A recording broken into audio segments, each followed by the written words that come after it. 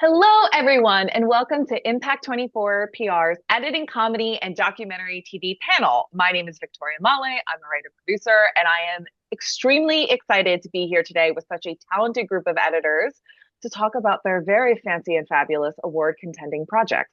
Let's welcome our panelists. We have Adrienne Gits and Evan Wise from Chimp Crazy, Christine Armstrong from How to Die Alone, and the fabulous Maura from Nobody Wants This. Hello, everyone. What an awesome crew to be chatting with. Great to be here. Hello. I'm so excited to be speaking with everyone to talk about. I feel like this is everyone's projects are so fun and kind of heightened to dive into.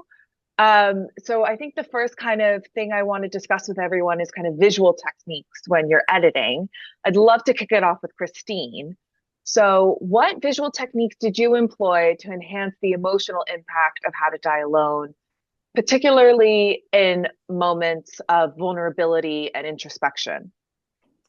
Well, for example, in the finale, spoiler alert, we had this kind of like breakout song, Feeling Good with Natasha. And we kind of visually came up with the idea of like, she's visiting like the grim parts of the season, the low points.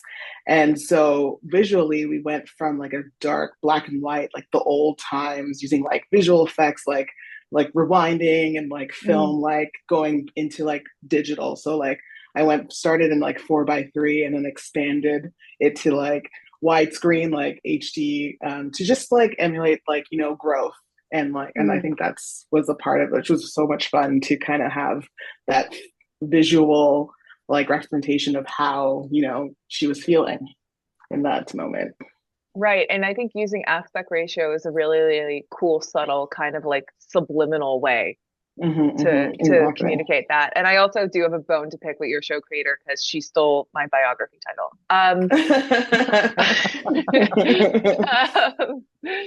Maura, Nobody Wants This has such a distinctive visual style that's a key component of its appeal. So how do you collaborate with the director to bring this vision to life through the editing?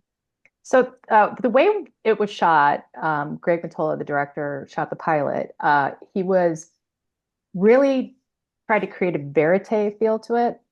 So it kind of felt like you were dropping into these people's lives as opposed to, being on the way he shot it, like if you had it on a tripod or whatever. So what we wanted to do was just make sure that it felt like in the moment, in real, like LA as a real place, not what you see glitz and glamour. So we purposely also discussed a lot with our producers with B-roll, making sure it felt a little dreamy, but also felt you were seeing places that you normally wouldn't see in LA. Usually it's the Hollywood sign, the Capitol building, but we did East LA, we did Los Feliz, we did Silver Lake to make sure that you got the LA was a character as well as the people were characters. So we tended to lean more towards shots where, again, verite, but also really leaned heavily into point of view.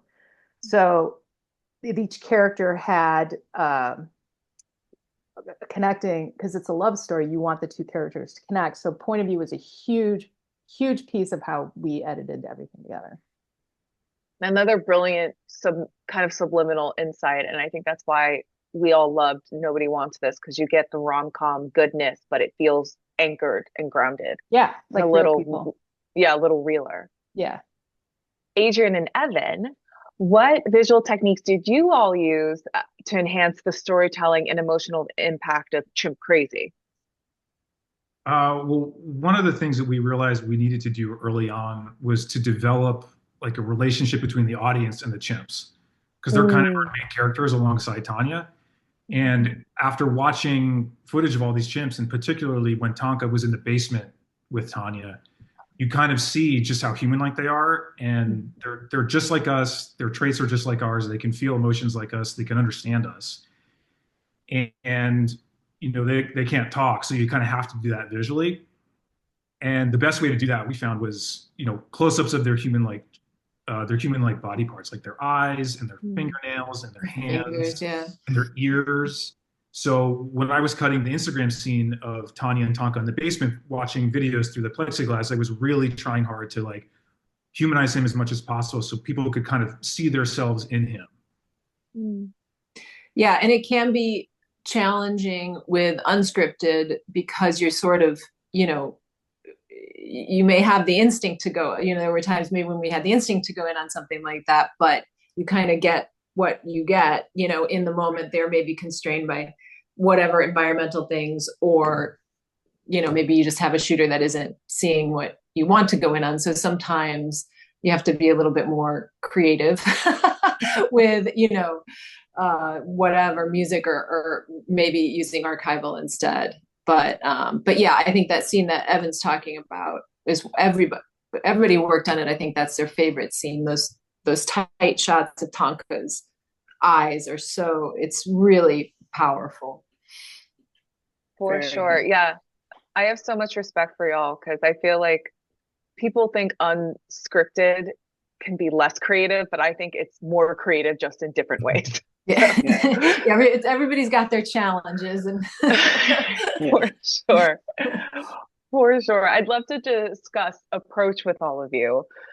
Maura, Nobody Wants This expertly blends comedic elements with more serious themes. So how did you approach the editing process to ensure a seamless transition and kind of interplay between the two tones? The most important thing when dealing with shows with tone, you know, very delicate tone shifts, is making sure that you treat the material the way it should be. So if you have a drama scene, you want to cut it like a drama scene and make sure that you feel all the emotion being squeezed out of it. Usually drama scenes are cut with a slower pace. And then when you get to the comedic scenes or the montages, you want to make sure that they clip along and they're just funny and it's a quicker pace. So it's more about just honoring the material as it has come to you. And especially in a show like Nobody Wants This, where it could really easily lean into tropes or lean into stereotypes, that you want to make sure that you create a story that doesn't feel jokey or silly or over dramatic. I mean, especially dealing with things like, you know, religion, you could get really quagmired into just an easy way out. So we were very conscious of making sure that each scene was treated with a lot of respect, I guess. Not that you wouldn't, you know, comedy can be very broad too, which is great. But Joanne is such a quirky character and Noah is such a quirky character. We wanted to make sure that they, again, felt real, but also when they had very emotional moments, that those really landed, because you're falling in love with these characters as they're falling in love. For sure. Yeah, that nuance is so important. And especially because, yeah, you're right. Like one of the leads, our leading man is a rabbi. Yeah. And you meet his whole Jewish family. And that's something that, again, it brings so much comedy. Like, what, you know, my favorite episode that you edited is the brunch episode. Yeah. But again, there's a way where that could have like gotten everyone canceled. It could have. But instead, it was my favorite episode of the series. Honestly, though, we were really conscious of that because, you know, Tova, who plays the mom, is such a great actor. And she had brought so much to the table, no pun intended, but she, you know, we wanted to make sure she came off as a real person again. It was important to us that they felt like real people. 1,000%. Successful, for sure. Adrienne and Evan, speaking of intense topics and nuance, how did you approach editing the chaotic and unpredictable nature of a documentary series like Chimp Crazy? Do you want to start, Evan? You're like, kick it off. Since you did start it. Sure. Well, I think the hardest part with our show and many documentaries is that we didn't know how it was going to end when we started. Yeah. I mean, our Good Films team had been shooting for 2 years, and then I came on first, and then they still shot for another year and a half after that, and everybody kind of trickled in throughout there. So we didn't know, you know, you're kind of like flying the plane and running out of gas, but you don't know where the airport is to land. And then Me as a writer, my eye starts twitching. You know how to end? Yeah, and But it's exciting, actually. It can be really exciting. For sure. Evan, did I interrupt you or? No, go ahead. Well, like we episode 4 was a big question mark for us, even, pretty well into it, scenes were cut, things were starting, but we didn't really know where it was going. And then there was this big archival discovery of Sandra Harold, who owned Travis the chimp in episode 2. We were able to get her access to her storage unit, and it had all this amazing archival that of Travis in that time. And one of the things buried in this, and this is well into the edit, was a audio cassette recording of her going to a psychic. And when we listened to it in this psychic, she was connecting other characters in our series that we didn't know were connected, so that was just like, we were all, it was so exciting. And then, but then the challenge is, okay, we got to go back. Now this has happened. We got to rethink, that was for episode 4, but now we have to rethink some things in episode 1 and episode 2. So it's like a moving target, I would say. So you're constantly breaking story basically as you go, right? So I have a question. I'm sorry if I jumped in, but you guys, there's so many big reveals in Chimp Crazy that, like, the going downstairs and seeing that Tonka was still there, the how they escaped or hid him. I mean, it was insane. Like, weaving that together was such a delicate process. I can't imagine. I mean, you must have recut episodes over and over again. Is that over and over? And yep. Some scenes, there was a couple of scenes that were evergreen that kind of switched episodes, but that took a long time. Evan, you were on it the longest, kind of. Teetering between POV, I'm sure, like perspective and trying to be neutral is really well done. Yeah, thank you. Yeah, thanks. The other thing is that when, spoiler alert, Tanya gets attacked at the end, like, I want that too. Oh my God. At the end, like, episode 4 was like almost done. We had an ending. We knew it was over. The credits were rolling, and then it was a good ending. Yeah, we had a good ending. It was nice. Everybody liked it. And then we get a phone call like, oh my God, this just happened. We're going to go shoot. And then, now we're redoing the ending of the entire series. And what a poetic ending to, like, a weird, like, yeah. Haunting. I couldn't believe it. I couldn't, and yet it only could end that way. But I remember when they called, I was like, no, that it's not possible. It's that the truth is often stranger than fiction, right? Yeah. Always. Crazy. Oh my God. You guys edited her so, like, you didn't overblow her crazy. And that's what I loved about the documentary. I loved Chimp Crazy. I thought it was amazing. So you guys really made her, you didn't distill her down to something ridiculous. You really walked a fine line of keeping the character as showing how nuts she was and her passion, but also, like, you kind of liked her, you kind of didn't. So it was this really, really subtle hand you guys did. Thank you. We really, really tried hard to nail that.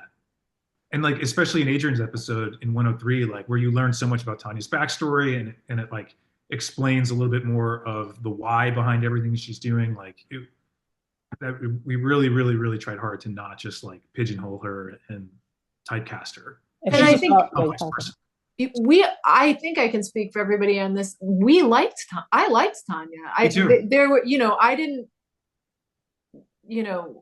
I genuinely liked her, and she, as crazy as she is, and, like, she is sort of genuinely herself, in all those interviews and everything. And so I wanted to like Tanya, and so, I mean, it's indefensible, obviously, I can't do that, but she was, I think we all saw the good side of her. And so it was important to us to make sure that was represented.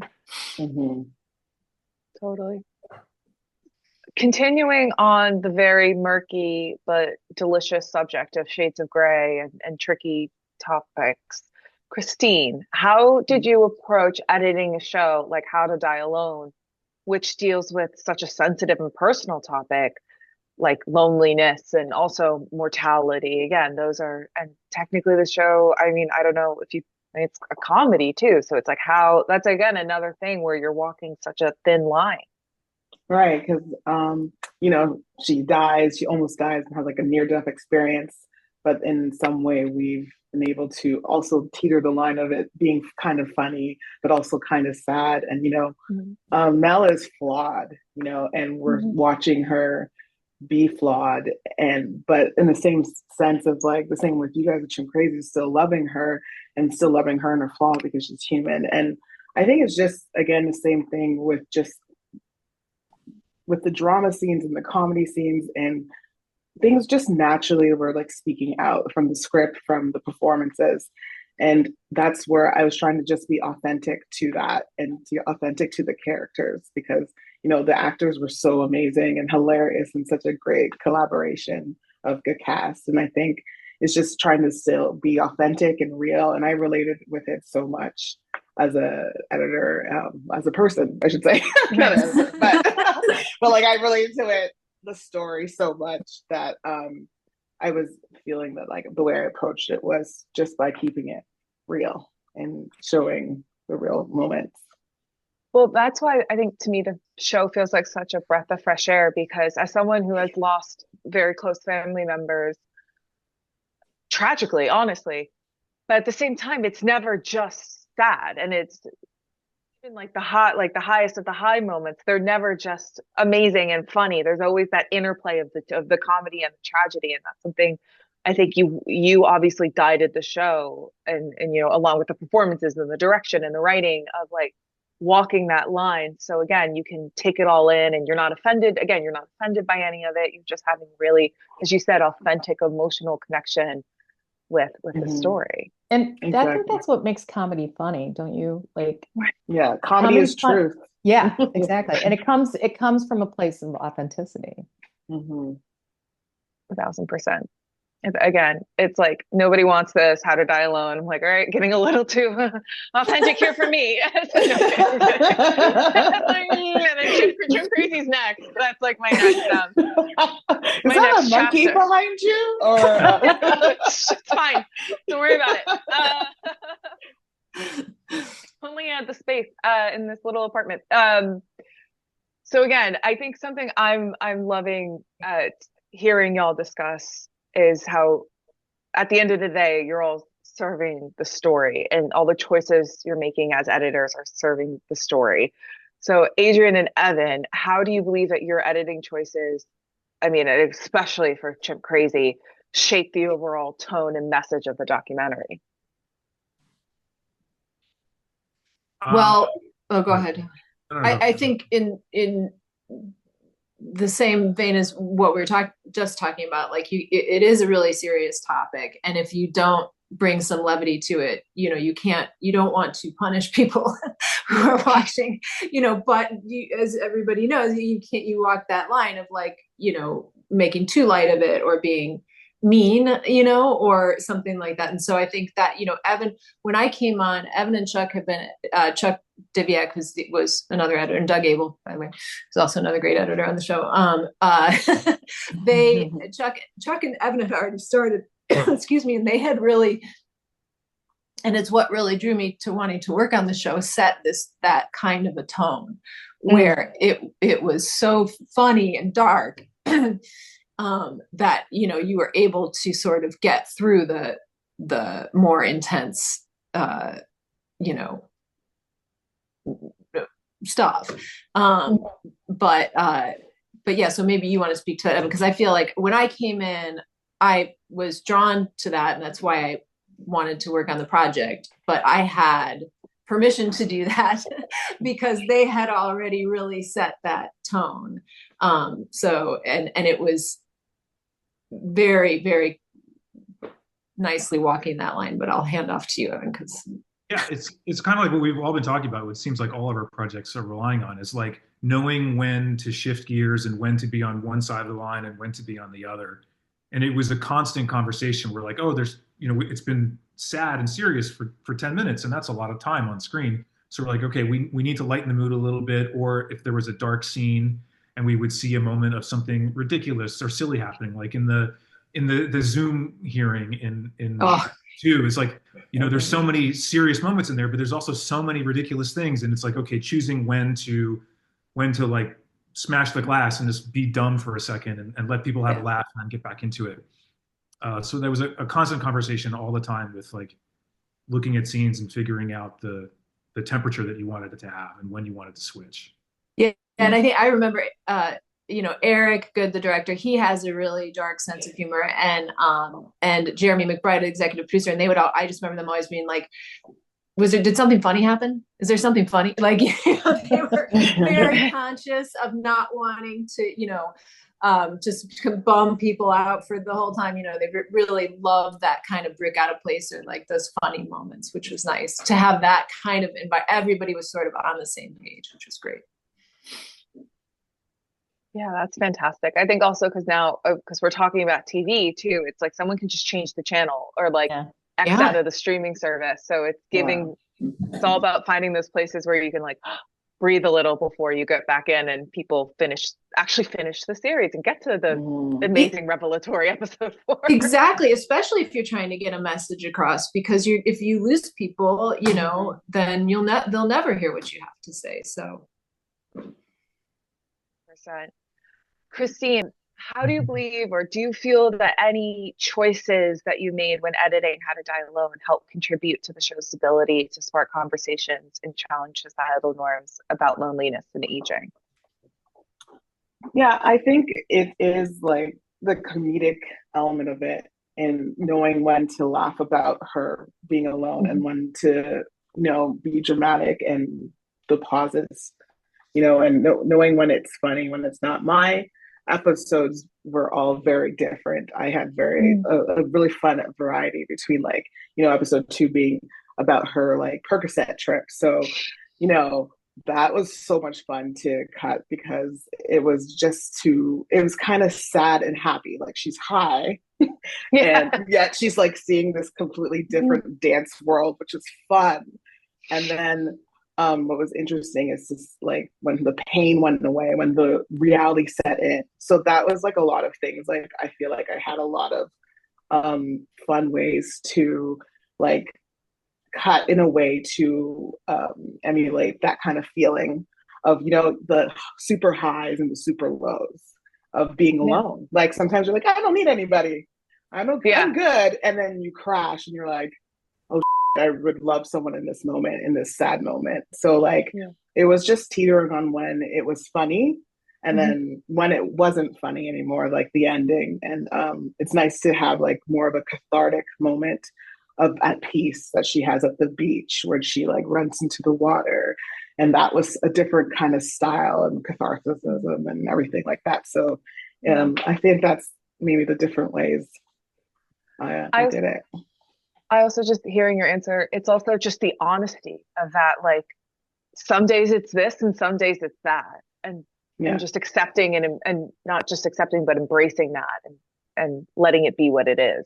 Instead of trying to force it into like, again, the rom-com or like the 2000s girly pop movie idea of what like your life is supposed to be. Exactly.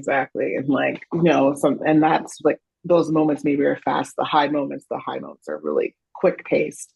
Yeah. And then the sad moments, the come down is where we like sit and feel it, Oh, yeah, completely.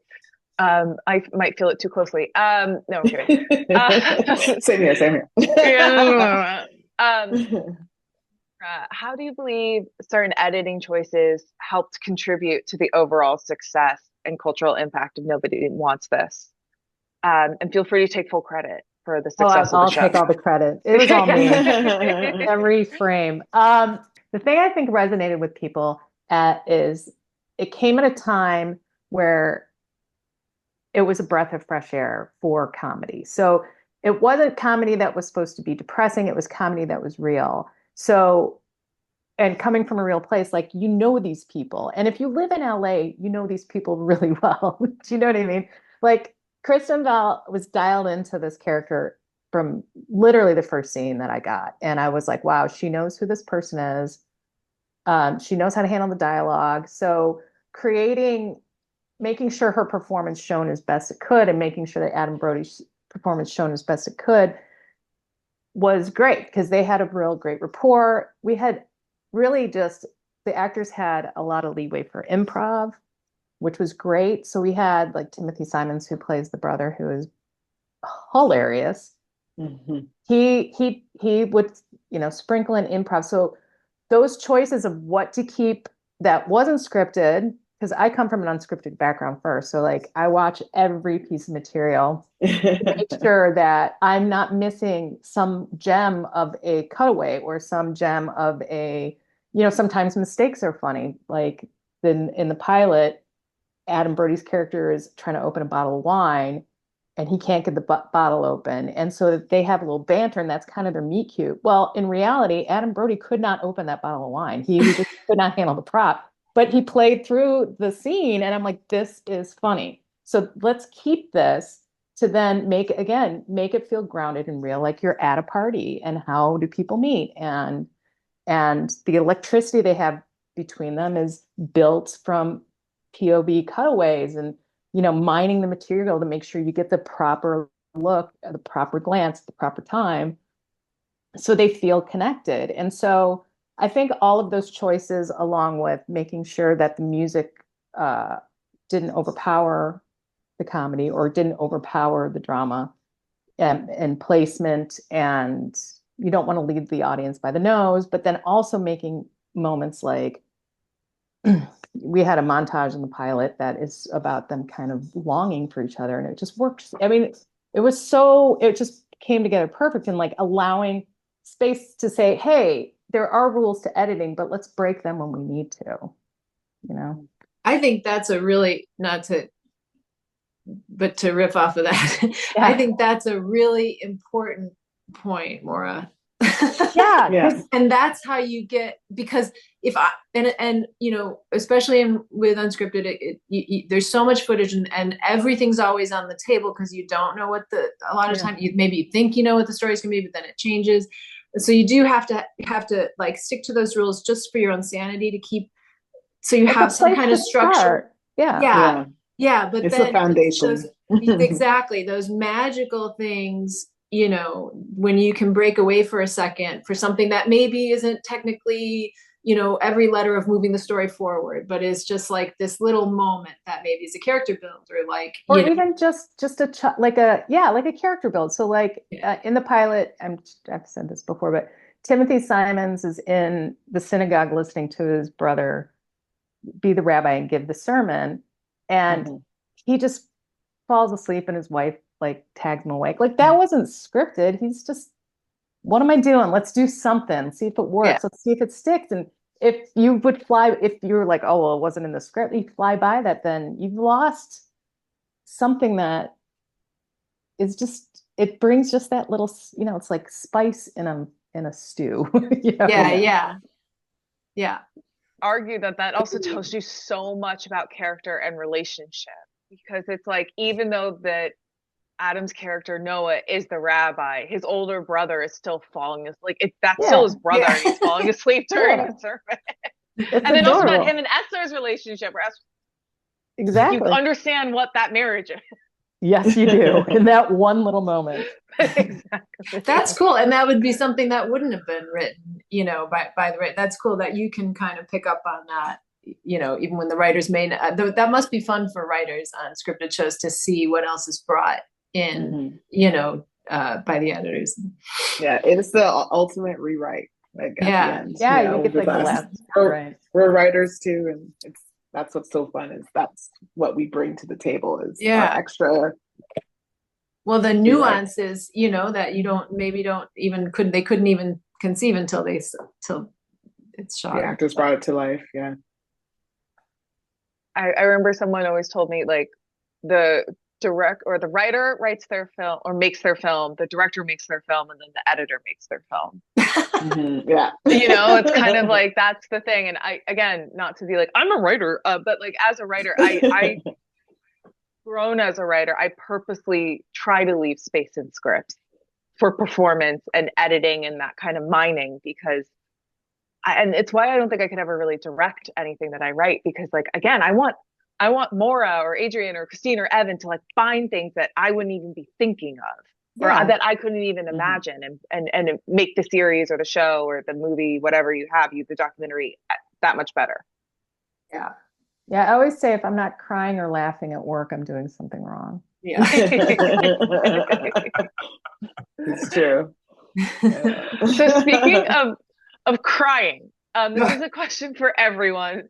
Maura, maybe I'm going to pick you a sacrificial lamb to kick it off. How do you handle tight deadlines and unexpected changes to the editing schedule? Oh my Lord. It's like, I've said this in a couple of projects, especially because in Nobody Wants Us, we were cutting at a really tight deadline. And it was like every morning someone just threw a live baby at me and said, like, what are we doing today?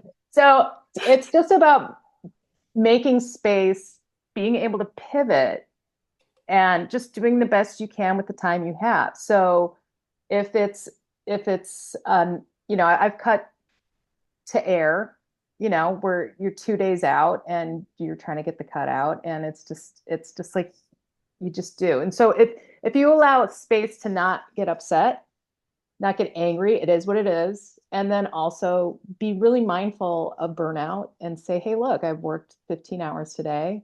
I'm going to be really bad tomorrow. So just let's either space it out better or just know that I'm just going to crash at some point. So just being mindful that it's not brain surgery, it's TV, and it'll get on the air. And you just want to try to get the best thing you can in the time you have. That is my opinion. Yeah, I try to negotiate. Oh, go ahead. Go ahead, Evan. I try to negotiate sometimes. Like, you can't negotiate with an air date, obviously, but sometimes they're like, oh, we need this tomorrow. And it's like, okay, well, is that really true? Yeah. And oftentimes it's not. And then you can figure out like, okay, well, that's not possible, but what is? And you can work with them, the producer or whoever, to figure out what's realistic, that's not going to kill you, that's not going to make you make something that looks like crap, that someone's going to give you more notes on than they normally would. Like, I always look at it as like a dialogue, hopefully. Yeah. And being able to pivot, being like, all right, well, we have Saturday, and let's not work until midnight tonight. Why don't we just take a break, wake up in the morning, and use those hours the best you can. Work smarter, not harder. Yeah, because like in comedy, like I think improvising a plan is what is very important in that generation, or that situation, because you never know. Some things fly at me. I mean, I one time had to recut a whole scene because it wasn't shot in the way that they wanted. And like, can you create that? And I'm like, and tomorrow morning. And I'm like, okay. It's just like literally like thinking on your toes, and like just, which I love actually sometimes if I have that creative time and space to like redo and rejig something. But yeah, and remaining calm, because we're not saving lives, even though it's like kind of dialogue. I'm kind of in, but we're not saving lives. But I always say, that's something I always say too. It's like, but there's a beauty in that, because again, it's like actually no one is going to die, so we can enjoy this. Like, we have to remember that we got into this industry because we like it. Yeah. I think my best work has been under pressure, to be honest. I will say, because the instincts. The episodes people like the most out of my stuff is usually the ones that we worked. Like, I'm like, nobody's gonna like this one, and then people are like, that's my favorite. I'm like, really? Awesome. Yeah, I feel working on Chimp Crazy was so, like, I don't know, Evan, you stayed on longer in the end, and so you may have had, like, I never felt stressed out about a deadline on that. I mean, we were on it for a while, and like I felt like Good Films was always really, and HBO, it was like it's sort of ready when it's ready. It's streaming also. There's no air date, but you have to meet. We had air dates. Okay, yeah. And it's like, it's in my brain. I can never. Yeah. It's not like a weekly thing that we're trying to stay on top of, but I never, I in the past, I would say I have a major problem with boundaries. And so, or I have had a major problem with boundaries. And so it's sort of like, if it had to get done, and it was just, that's just the way it was. And, just work until it's done. But here I felt like if we wanted more time, Jeremy would be like, the executive producer would be like, what do you need? Be like, I don't know. I think maybe I can get it there in a couple of days. And he'd be like, okay, I'll call HBO. Like, it's all about the team you have around you. You know, if you have got a really good post producer who, you know, calls you up and knows you're not going to, you know, I'm not a person who melts. When I get mad, but like, I don't melt. I'm like, okay, well, sure, let's do it. I don't know. We'll see. And if you have a team that doesn't panic, then it's great, because I could be like, look, I can't meet this deadline. I'm going to need 6 extra hours. And they're like, great. Okay, we'll figure it out. And so that's one of the things I loved on Nobody Wants This is our post team was so great. Mariel and Bianca and even down to our PA, it was like phenomenal people. So it really made it fun. And then you see it in the work, like everyone's show is fantastic. And it's because you were allowed to flourish in the environment that was provided. Yeah. Oh, I feel 100% that way at Chimp Crazy about everybody. I mean, at the risk of being like, I don't know, but yeah, the production company, Eric, the director, executive producer, they were so supportive of everybody's ideas and so respectful of everybody's time. I felt like, and it was just really great. It was a Were very you guys all What's that? Oh, I was just asking. No, go ahead. I was going to ask another question. Go ahead. It was a very humane. It was a very humane environment. Yeah. Humane. That's they so didn't lock you in a basement and make you watch Instagram. No. I'm like crying. Oh my God. Unlike Chimp Crazy, it was a very humane and making up Chimp Crazy. I was gonna ask if you guys did you guys work together in the suite, or were you guys remote for this? I'm just curious. Remote. I live in New York. Adrienne's in LA. Our other editor, Chuck Devak's in New York, and our other editor, Doug Abel, is in Kentucky. Wow. Oh, nice.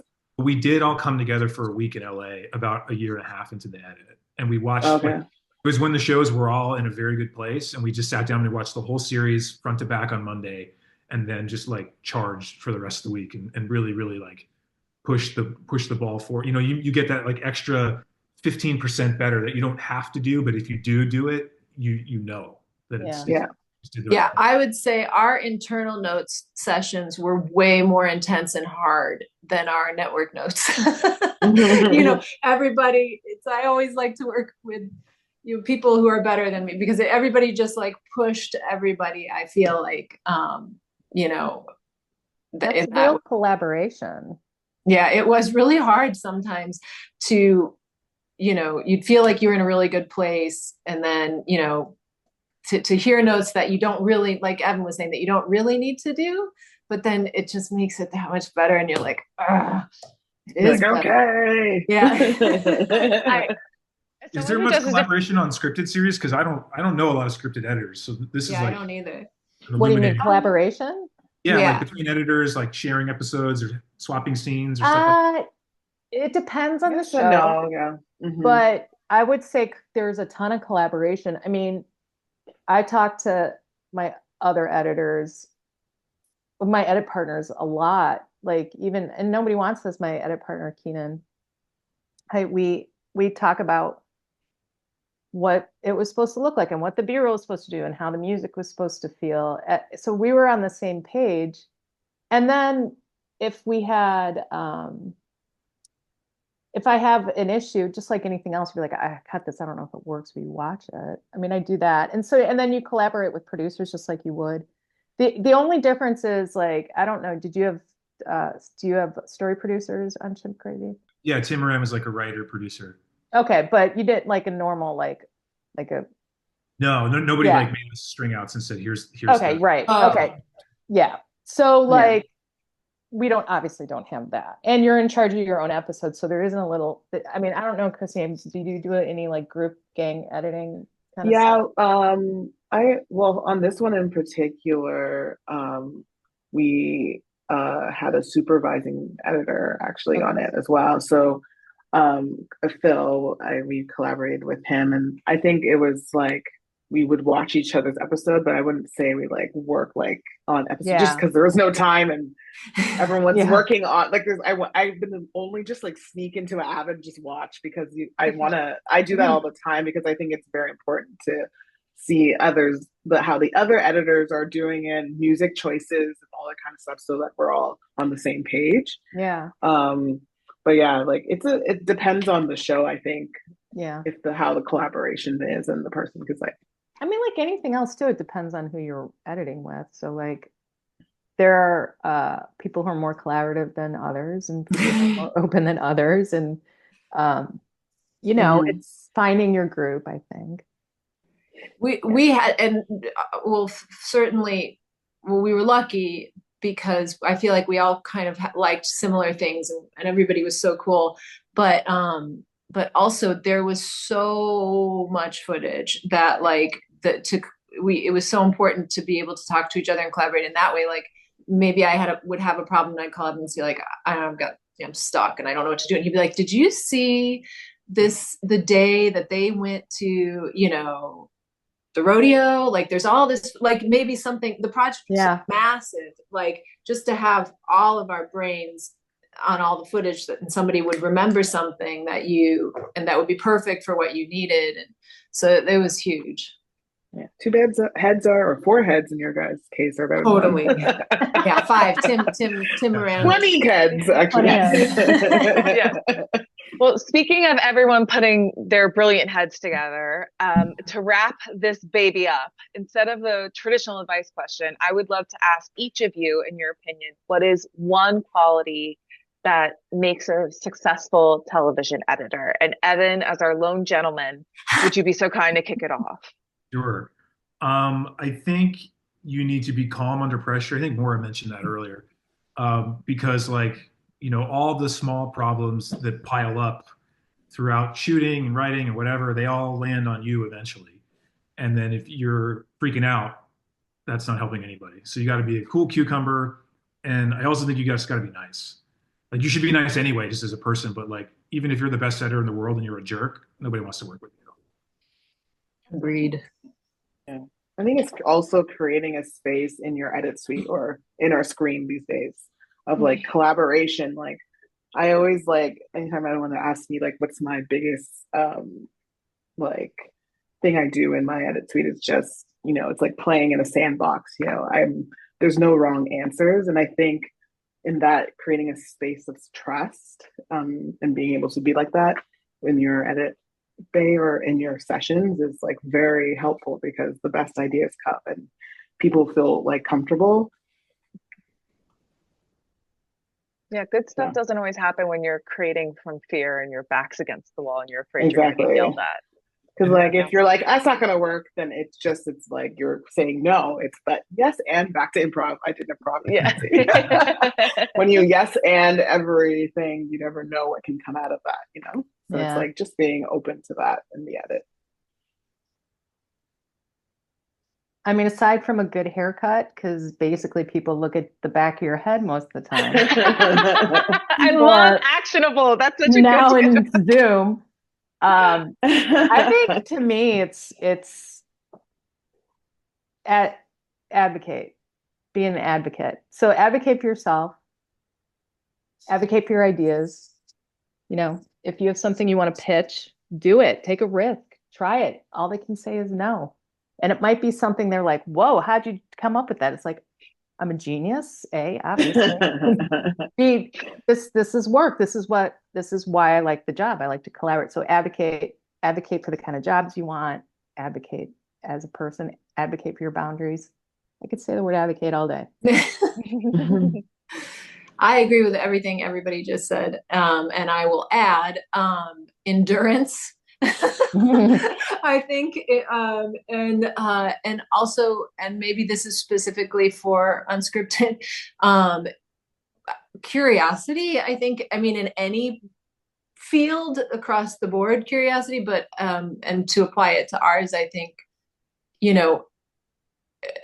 there's so much material and there's so many interviews and all this stuff that gets shot. And so having this kind of curiosity, like to dive into transcripts and dive into just all kinds of footage. Like, I wonder if there's something better, or maybe, what did this person have to say about this? Or I don't know. I think that keeps it super interesting, and just having that motivates you to dig even deeper to help find the story, tell the story, and be a better editor and do better work. I love that. Yeah. And I like how you began that answer with a yes and everything. Yeah. And don't be an obstacle. That's another one. I am all about improv, yes anding in the room. That is such a smart idea. Yes, we need to do improv together, all together. Yeah. The next panel we do, we're just going to improv. It looks like I'm devastated to say this is all the time we have today. I feel like I've learned so much. I think I just love learning all the similarities and differences we all have in our crafts. And I specifically when you guys are like, I get notes and I want to pull my hair out. I'm like, oh my God, stay. That's why it's up, so I can't pull it off. But thank you so much to our amazing panelists, Adrienne, Christine, Evan, and Maura, for being here with us today to discuss your hilarious and heart-wrenching and haunting and brilliant work. Also, thank you to Impact 24 PR for putting this panel together, giving us the space to have these amazing conversations, and to all of you for watching, and we will see you next time.